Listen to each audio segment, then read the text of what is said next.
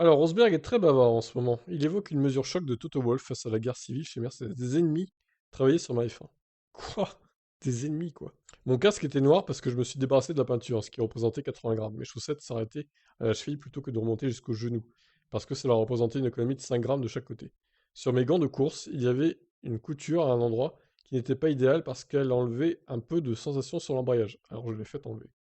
Sur le plan psychologique aussi, Nico Rosberg a autant souffert que travaillé. On comprend mieux pourquoi il était épuisé fin 2016, prenant rapidement sa retraite sportive.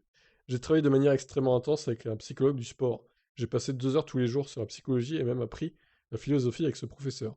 Ce sont tous ces petits détails qui ont finalement fait la différence. Mais est-ce que c'est ce dont vous avez besoin pour gagner? Mais c'est ce dont vous avez besoin pour gagner, c'est le sacrifice. Il fallait en effet gérer une guerre interne très très intense avec Hamilton, et même au sein de l'équipe Mercedes. Il y avait deux clans, celui de Rosberg, celui d'Hamilton. Et Nico Rosberg en dit plus sur les mesures chocs qu'avait prises Toto Wolff pour mettre fin à une guerre civile. Il y avait une telle fracture qui se creusait entre les deux côtés du garage que même les mécaniciens étaient les uns contre les autres. Les ingénieurs avaient cette tension de part et d'autre. Sans prévenir, sans nous demander notre avis, Toto a transféré toute ma famille de mécaniciens sur la voiture de Lewis, et tous ceux de Lewis sont allés sur ma voiture pour le reste de la saison. Ouais, ça c'est risqué de faire ça, hein. Juste avant la première course, c'était fou, mes mécaniciens à qui je confiais ma vie, qui sont mes amis, avec qui je sors, et Toto les a juste pris et les a mis sur la voiture de Lewis. J'ai eu des ennemis qui travaillaient sur ma voiture. On comprend mieux aussi pourquoi la coexistence pacifique entre Hamilton et Valtteri Bottas avait tant plu à Wolf par la suite. Imaginons que la série Netflix existait en 2016.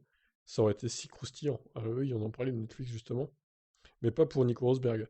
C'est une couche supplémentaire de distraction cette année-là, je voulais éviter tout ce qui pouvait me demander un peu plus d'énergie. L'affaire Netflix m'aurait certainement pris de l'énergie supplémentaire parce que vous remarquez quand ils sont là, et c'est en cours pendant toute l'année. Mais encore une fois, ce qu'ils font pour le sport est si grand que tout le monde veut être impliqué maintenant. Je suppose que si cela avait existé, j'aurais été impliqué aussi.